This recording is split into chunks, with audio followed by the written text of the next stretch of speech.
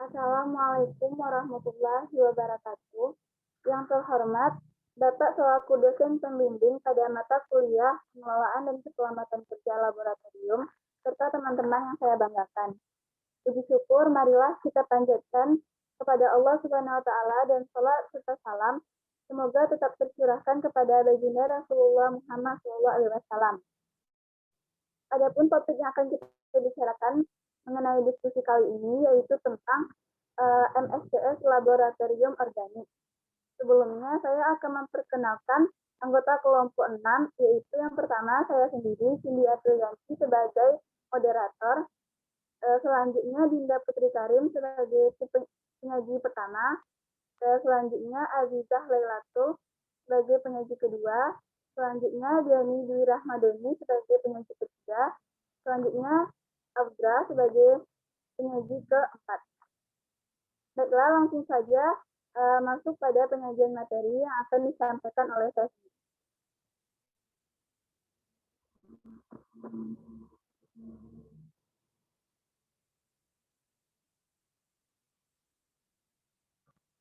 Pengertian bahan-bahan kimia berbahaya.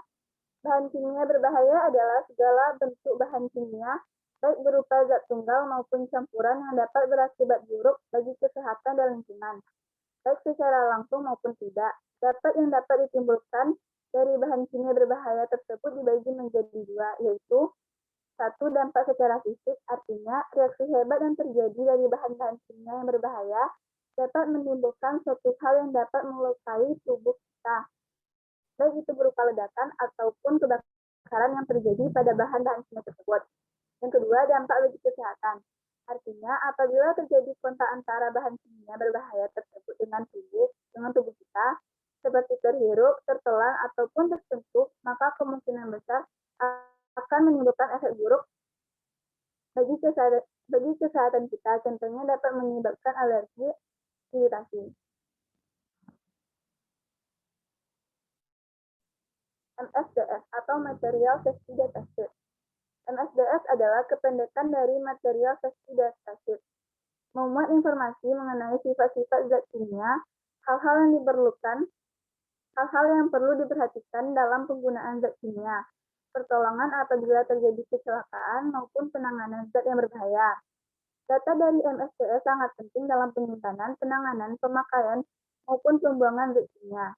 Data MSDS merupakan protokol standar keamanan dan keselamatan kerja.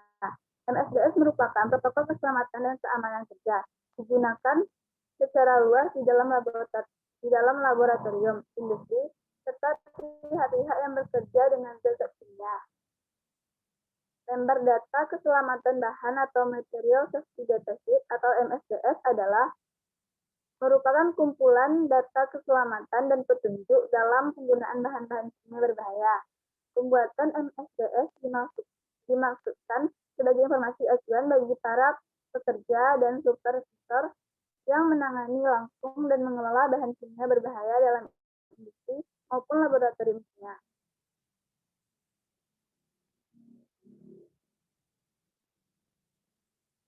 Cakupan pada MSDS. Secara garis besar, MSDS mengandung informasi tentang uraian umum bahan kimia, sifat fisik dan kimiawi, cara penggunaan, penyimpanan, dan pengelolaan bahan buangan. Pada bagian berikut diuraikan informasi-informasi umum yang umumnya terdapat pada dokumen MSDS. Informasi tersebut antara lain adalah: 1. Informasi umum. Yang kedua, informasi tentang komponen berbahaya. Yang ketiga, informasi data fisika. Yang keempat, informasi tentang data kemudahan terbakar dan ledakan. Yang kelima, informasi tentang data reaktivitas. Yang keenam, informasi tentang bahaya kesehatan. Yang ketujuh, informasi prosedur pengumpulan, pengolahan, dan pengelolaan limbah. Yang kedelapan, informasi perlindungan bahan kimia. Yang kesembilan, informasi penanganan awal khusus. Yang kesepuluh, data transportasi.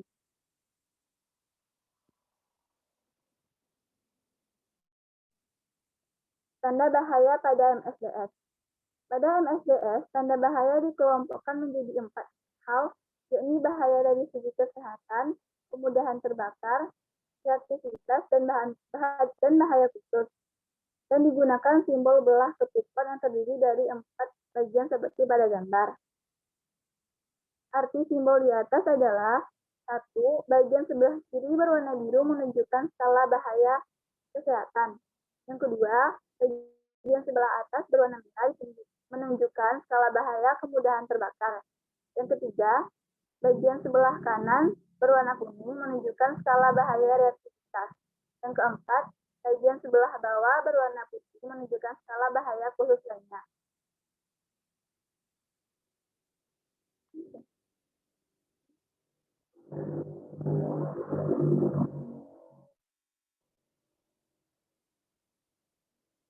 Masing-masing bagian akan terisi dengan angka skor tertentu dengan nilai 0, 1, 2, 3, atau 4, tergantung dari tingkat bahaya bahan kimia. Skor 0 mengindikasikan bahwa bahan kimia tidak berbahaya, sedangkan skor 1 menunjukkan bahaya pada level rendah dan skor 4 menunjukkan bahan tersebut termasuk sangat berbahaya. Untuk MSDS yang dibuat dengan file text, maka tanda bahaya di atas dituliskan dalam bentuk 4 atau 3 angka berurutan. Penulisan pada jenis MSDS ini adalah sebagai berikut: 4110 atau 411. Kode angka tersebut secara berturut-turut mengingatkan tingkat bahaya dari segi kesehatan, kemudahan terbakar, reaktivitas, dan bahaya khusus lainnya. Materi selanjutnya akan disampaikan oleh Dinda Putri Karim. Kepada Dinda dipersilakan. Material Safety Datasheet Laboratorium Organik yang pertama adalah bahan etanol. Kita akan mengidentifikasi bahayanya. Yang pertama, klasifikasi bahan dan campuran. Klasifikasi menurut Peraturan Europe Commission nomor 1272/2008, cairan etanol mudah terbakar dengan memiliki kategori kedua untuk iritasi mata. Yang kedua adalah elemen label. Pelabelan menurut Peraturan Europe Commission nomor 1272/2008, piktogram bahayanya seperti gambar berapi dan tanda seru dengan arti kata bahaya. Pernyataan bahayanya cairan dan uap.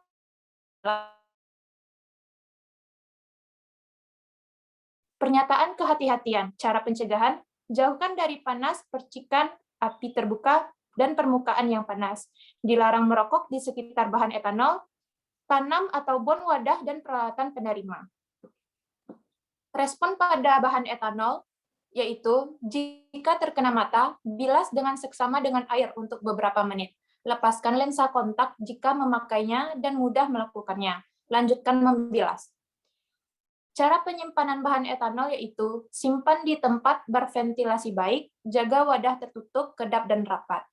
Bahaya lain yang ditimbulkan dari bahan etanol yaitu bahan lain yang tidak dihasilkan dalam klasifikasi GHS yang tidak diketahui.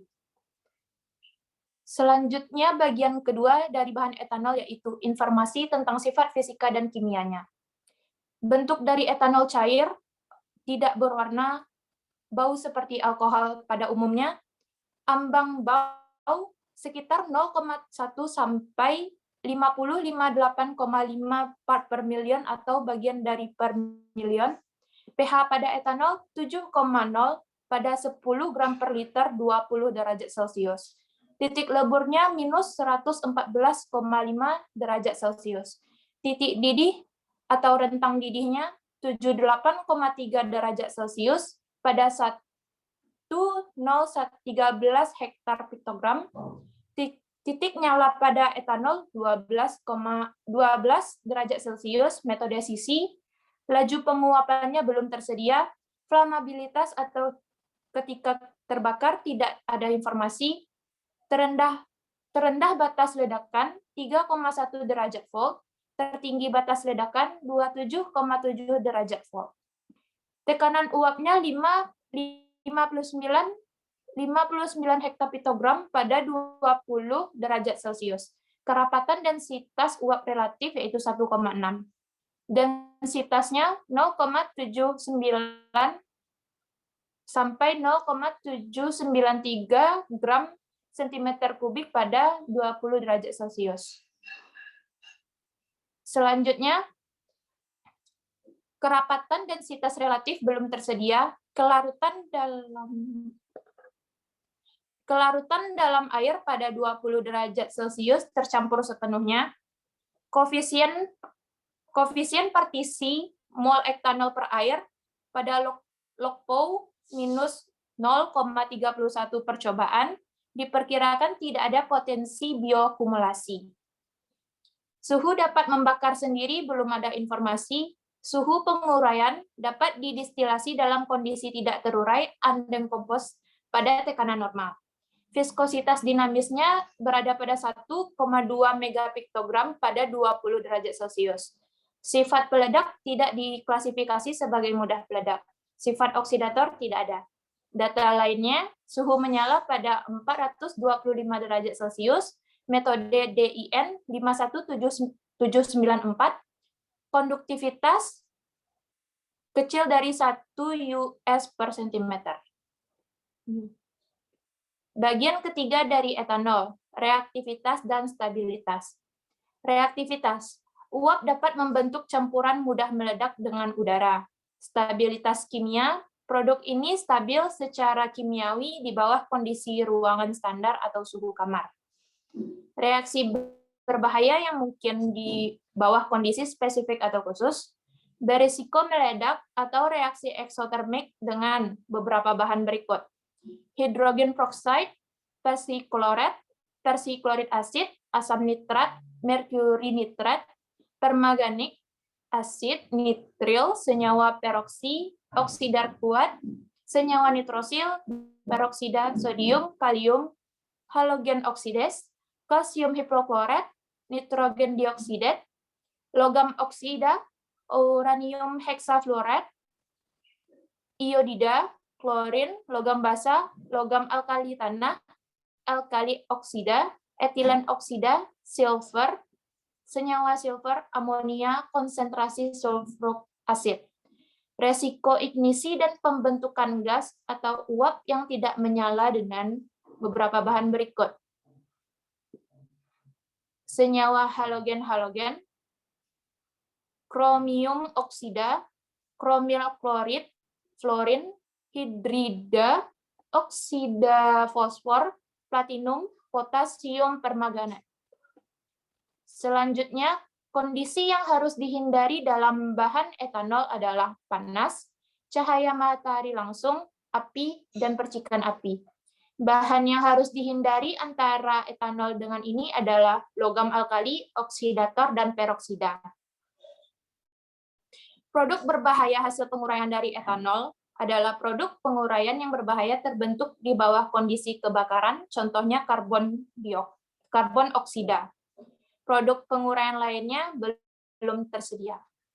Bagian keempat dari bahan etanol, yaitu tindakan pertolongan pertama pada kecelakaan P3K. Penjelasan mengenai tindakan pertolongan pertama. Saran umumnya, konsultasikan dengan dokter, tunjukkan lembar data keselamatan ini ke dokter. Jika dihirup, pindah orang ke udara segar. Jika tidak bernapas, berikan pernapasan buatan. Selanjutnya, konsultasikan dengan dokter. Jika kontak dengan kulit, tanggalkan segera semua pakaian yang terkontaminasi, biaslah kulit dengan air atau pancuran air yang banyak. Hubungi dokter jika terjadi iritasi. Jika etanol kontak dengan mata, bilas dengan air yang banyak selama 15 menit, angkat kelopak mata bagian atas dan bawah sesekali, segera dapatkan bantuan medis atau periksakan kepada dokter mata. Jika tertelan, segera beri korban minum air putih 2 gelas paling banyak, dan langsung periksakan ke dokter. Bagian kelima dari bahan etanol yaitu pembuangan limbah. Metode penanganan limbah untuk etanol, limbah harus dibuang sesuai dengan petunjuk mengenai limbah pada aturan 2008/98 Europe Commission serta peraturan nasional dan lokal lainnya. Tinggalkan bahan kimia dalam wadah aslinya. Jangan dicampurkan dengan limbah lain. Tangani wadah kotor seperti produknya sendiri. Sekian dari bahan etanol. Pembacaan materi selanjutnya akan dibacakan oleh Aziza.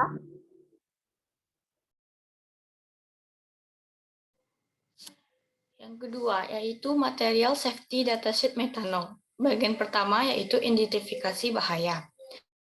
Klasifikasi bahan atau campuran. Klasifikasi menurut peraturan Europe Condition nomor 1272/2008. Cairan mudah terbakar kategori 2, toksisitas akut kategori 3, toksisitas akut kategori 3 yang penghirupan, toksisitas akut kategori 3 kulit, dan toksisitas pada organ sasaran spesifik. Yang kedua, elemen label. Pelabelan menurut peraturan Europe Condition nomor 1272/2008, piktogram bahayanya bisa dilihat pada gambar berikut.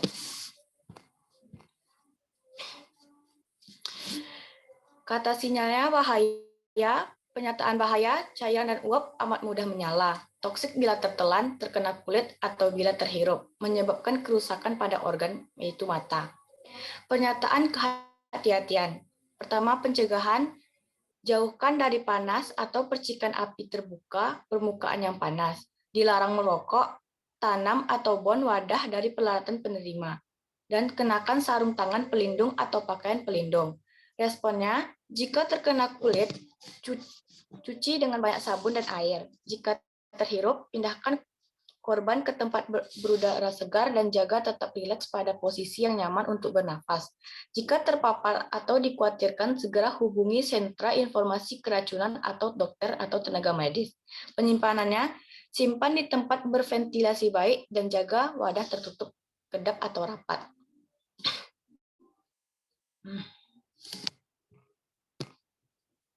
Bagian 2 yaitu informasi tentang sifat fisika dan sifat kimia. Bentuknya cair, warna tidak berwarna, baunya ciri khas. Ambang baunya 10 sampai 20.000 ppm. pH-nya tidak tersedia informasi, titik leburnya minus 98 derajat Celcius, titik didih atau rentang didihnya 64,5 derajat Celcius pada 1013 hektar piktogram, titik nyalanya 10 derajat Celcius, metode Sisi, laju penguapannya 6,3, bahan referensinya dietil eter 1,9. Bahan referensinya butil asetat, flamabilitasnya padatan atau gas, yaitu tidak tersedia informasi. Terendah batas ledakannya 5,5% volt, tertinggi batas ledakannya 44% volt, tekanan uap 128 hektar piktogram pada 20 derajat Celcius, kerapatan atau densitas uap relatifnya 1,11, densitasnya 0,792 gram per centimeter kubik pada 20 derajat Celcius. Kerapatan dan densitasnya relatif tidak tersedia informasi. Kelarutan dalam airnya pada 20 derajat Celcius. Koefisien partisinya yaitu log POW min 0,77, percobaan diperkirakan tidak ada potensi biokumulasi. Suhu dapat membakar sendiri yaitu pada suhu 455 derajat Celcius. Suhu penguraian dapat didistilasi dalam kondisi tidak terurai atau undiscomposed pada tekanan normal. Viskositas dinamisnya 0,597 megapiktogram pada 20 derajat Celcius. Sifat peledak tidak diklasifikasikan sebagai mudah meledak. Sifat oksidatornya tidak ada. Bagian 3 yaitu reaktivitas dan stabilitas. Reaktivitasnya, uap dapat membentuk campuran mudah meledak dengan udara. Stabilitas kimianya, produk ini stabil secara kimiawi di bawah kondisi ruangan standar atau suhu kamar. Reaksi berbahaya yang mungkin di bawah kondisi spesifik atau khusus. Beresiko meledak dengan oksidator, perchloric acid, perchlorate, garam oksalogenik acid, kromium oksid, halogen oksid, nitrogen oksid, non-metallic oksid, chromosulfuric acid, chlorate, hidrit, zinc, dietil, halogens, magnesium, hidrogen peroksid, asam nitrat, dan reaksi eksotermik dengan asid halids, anhidra asam, reduktor, asam-asam. Menghasilkan gas atau uap yang berbahaya jika mengalami kontak dengan logam alkali tanah dan logam basah. Kondisi yang harus dihindari yaitu panas panas, api, dan percikan api. Bahan yang harus dihindari: klorida asam, anhidra asam, zat pengoksidasi, logam alkali, zat pengurang asam. Produk berbahaya hasil penguraiannya yaitu produk penguraian yang berbahaya terbentuk di bawah kondisi kebakaran, yaitu karbon oksida. Produk penguraian lainnya yaitu tidak tersedia data. Bagian kelima yaitu pembuangan limbah. Metode penanganan limbahnya, limbah harus dibuang sesuai dengan petunjuk mengenali limbah 2008-98 Europe Condition serta peraturan nasional dan lokal lainnya. Tinggalkan bahan kimia dalam wadah aslinya, jangan dicampur dengan limbah lain. Tangani wadah kotor sebagai produknya sendiri. Begitulah materi dari MSDS metanol. Saya kembalikan pada moderator. Pembacaan materi selanjutnya akan disampaikan oleh Dani. Kepada Dani, silakan. MSDS NaOH. Bagian 1, identifikasi bahaya. A. Klasifikasi bahan atau campuran korosif pada logam kategori 1, korosi kulit kategori 1A. B. Elemen label. Pelabelan menurut peraturan nomor 1272/2008, piktogram bahaya, kata sinyal bahaya, pernyataan bahaya, dapat koresif terhadap logam, menyebabkan kulit terbakar yang parah, dan kerusakan mata. Pernyataan kehati-hatian, pencegahan, pakai sarung tangan pelindung atau pakaian pelindung atau pelindung mata, pelindung wajah. Respons, jika tertelan, basuh mulut, jangan merangsang muntah. Jika terkena mata, bilas dengan seksama dengan air untuk beberapa menit, lepaskan lensa kotak jika memakainya dan mudah melakukannya. Lanjutkan membilas. Jika terpapar atau dikhawatirkan, segera hubungi sentra informasi keracunan atau dokter atau tenaga medis. Bagian 2, informasi tentang sifat fisika dan kimia. Bentuk padat, warna putih, bau tak berbau, ambang bau tidak berlaku, pH kira-kira 14 pada 100 gram per liter 20 derajat Celcius. Titik lebur 319 sampai 322 derajat Celcius. Titik dedih atau rentang didih 1390 derajat Celcius pada 1013. Titik nyala tidak berlaku, laju penguapan tidak tersedia informasi, flammabilitas atau padatan gas, produk ini tidak mudah menyala, terendah batas ledakan tidak berlaku, tertinggi batas ledakan tidak berlaku. Tekanan uap pada 20 derajat Celcius tidak berlaku, kerapatan densitas uap relatif tidak tersedia informasi, densitas 2,13 gram cm per kubik pada 20 derajat Celcius, kerapatan densitas relatif tidak tersedia informasi, kelarutan tidak tersedia informasi, kelarutan dalam air 1090 gram per liter pada 20 derajat Celcius, koefisien partisi tidak tersedia informasi, suhu dapat membakar sendiri tidak sedia informasi, suhu penguraian tidak tersedia informasi, viskositas dinamis tidak tersedia informasi, sifat peledak tidak diklasifikasikan sebagai mudah meledak, sifat oksidator tidak ada, data lain suhu menyala tidak berlaku, korosi dapat korosif terhadap logam. Bagian ketiga, reaktivitas dan stabilitas. Stabilitas kimia higroskopik. Reaksi berbahaya yang mungkin di bawah kondisi spesifik atau khusus. Reaksi yang hebat dapat terjadi dengan aseton, klorin, etilen oksida, fluorin, halida hidrogen, hidrazin hidrate. Aseton, klorin, etilen oksida, fluorin, halida hidrogen, hidrazin hidrat. Hidrosilin, anhidri asam, aseloin, klorida asam, asam sulfat, kloroform, air, hidrogen perosid, anhidris, epikloridin, fosfin senyawa, halogen, trikloro etena, ali alkohol, dapat terurai dengan cepat jika kontak dengan zat-zat kimia organik hidrogen sulfat.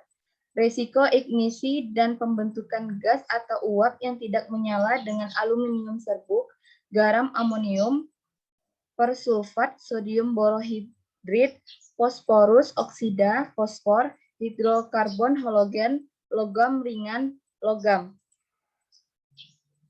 Berisiko meledak atau reaksi eksotermik dengan bromin kalsium dalam bentuk bubuk, furfuril alkohol, nitrometana, peroksida senyawa, nitroorganik, nitril, monomer akrilik, silver nitrate, kloroform, dengan aseton nitrobenzena, dengan metanol nitrobenzena, dengan garam magnesium, seng dan timah pada kehadiran atmosferik oksigen dan atau lembab.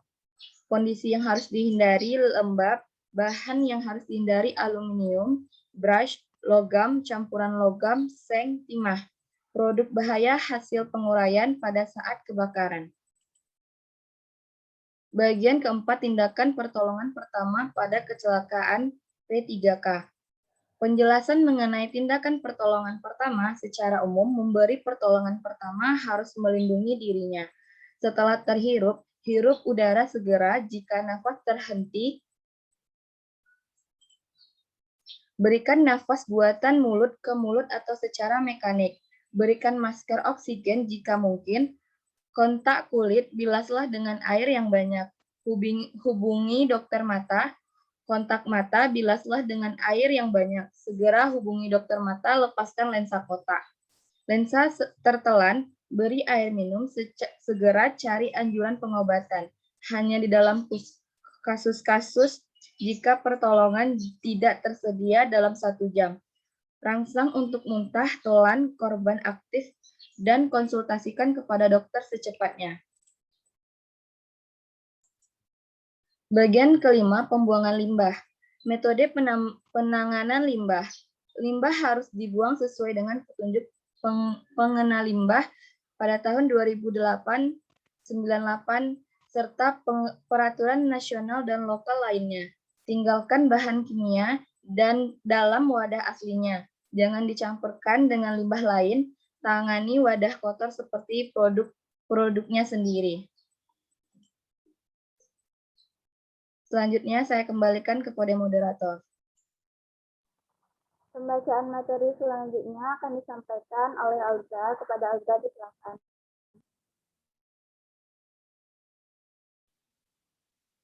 Yang keempat, material safety data sheet amonia. Bagian pertama, identifikasi bahaya. Klasifikasi bahan atau campuran. Klasifikasi menurut peraturan nomor 1272/2008, korosif pada logam, kategori 1, korosi kulit, kategori 1B, toksisitas pada organ sasaran spesifik, paparan tunggal, kategori 3, toksisitas akualitik akut, kategori 1. Elemen label, pelabelan menurut peraturan nomor 1272/2008, piktogram bahaya. Seperti pada gambar yang telah dilampirkan. Kata sinyal bahaya, pernyataan bahaya dapat korosif terhadap logam, menyebabkan kulit terbakar yang parah dan kerusakan mata, dapat menyebabkan iritasi pada saluran pernafasan, pernyataan kehati-hatian, pencegahan, sangat toksik pada kehidupan perairan, hindarkan pelepasan ke lingkungan, pakai sarung tangan pelindung atau pakaian pelindung mata, atau pelindung wajah. Respon.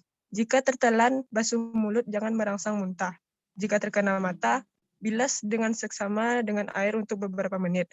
Lepaskan lensa kontak jika memakainya dan mudah melakukannya. Lanjutkan membilas. Jika terpapar atau dikhawatirkan, segera hubungi sentra informasi keracunan atau dokter atau tenaga medis. Bagian kedua, informasi tentang sifat fisika dan kimia.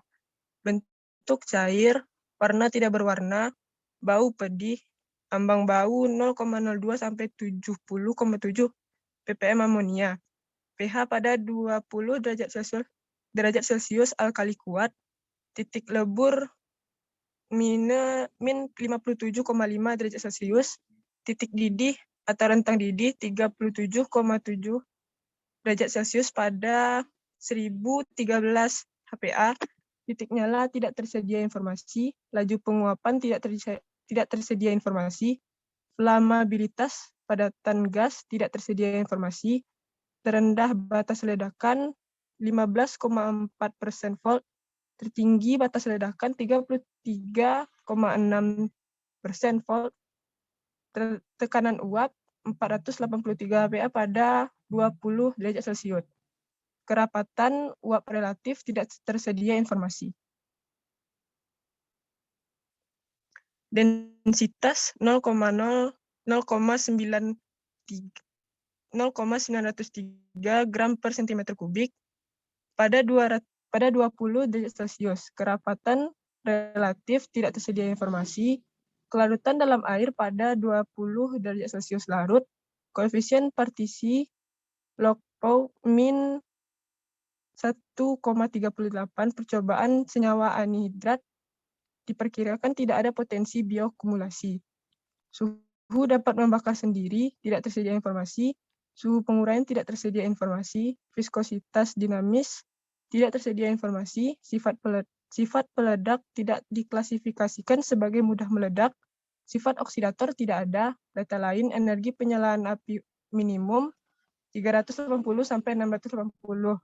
Korosi dapat terjadi korosif terhadap logam. Bagian 3, reaktivitas dan stabilitas. Stabilitas kimia. Larutan amonia tidak mudah terbakar, tetapi dapat membentuk campuran amonia atau udara yang dapat terbakar dengan penggasan. Reaksi berbahaya yang mungkin di bawah kondisi spesifik atau khusus. Risiko ledakan atau terbentuk gas toksik terdapat pada bahan berikut. Oksidator, air raksa, oksigen, senyawa silver, nitrogen triklorid, hidrogen peroksid, silver, antimoni, hidrit, halogen, asam kalsium, klorin, klorid, garam aurik, perklorat, natrium hipoklorit, senyawa merkuri, halogen oksidas. Garam logam berat, klorida asam, anhidrida asam. Risiko ignisi dan pembentukan gas atau uap yang tidak menyala dengan borana, boron, oksida fosfor, asam nitrat, senyawa silikon, kromium oksid, kromil klorid. Reaksi eksotermik dengan asetaldehid, aklorin, barium, senyawa boron, bromin, senyawa halogen, hidrogen bromid, gas hidrogen klorida, senyawa halogen, dimetisulfat, nitrogen oksid, fluorin, hidrogen fluorida, klorat, karbon dioksid, etilen oksida dapat berpolimerisasi. Kondisi yang harus dihindari pemanasan. Bahan yang harus dihindari aluminium, timbal, nikel, silver, seng, tembaga, campuran logam, dan bermacam logam. Produk berbahaya hasil penguraian. Produk penguraian yang berbahaya terbentuk di bawah kondisi kebakaran, nitrogen oksida. Produk penguraian lainnya tidak tersedia data. Bagian 4, tindakan pertolongan pertama pada kecelakaan. Penjelasan mengenai tindakan pertolongan pertama. Saran umum, pemberi pertolongan pertama harus melindungi dirinya. Setelah terhirup, hirup udara segar atau panggil dokter. Kontak kulit, tinggalkan segera semua pakaian yang terkontaminasi. Bilaslah kulit dengan air atau pancuran air yang banyak dan hubungi dokter. Kontak mata, bilas dengan air yang banyak selama minimal 15 menit agar angkat kelopak mata bagian atas dan bawah sesekali. Segera dapatkan bantuan medis atau periksakan ke dokter mata. Setelah tertelan, beri air minum pada korban paling banyak 2 gelas. Hindari muntah dan segera panggil dokter. Jangan mencoba menetralisir. Bagian 5, pembuangan limbah. Metode penanganan limbah. limbah harus dibuang sesuai dengan petunjuk mengenai limbah 2008-98, serta peraturan nasional dan lokal lainnya. Tinggalkan bahan kimia dalam wadah aslinya, jangan dicampurkan dengan limbah lain. Tangani wadah kotor seperti produknya sendiri. Saya kembalikan kepada moderator.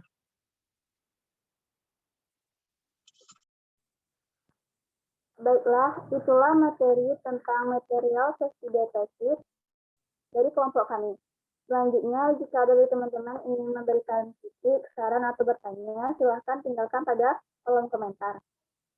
Demikian diskusi dari kelompok 6. Pada hari ini, saya selaku moderator mohon maaf atas segala kesalahan saya dan kelompok saya. Assalamualaikum warahmatullahi wabarakatuh.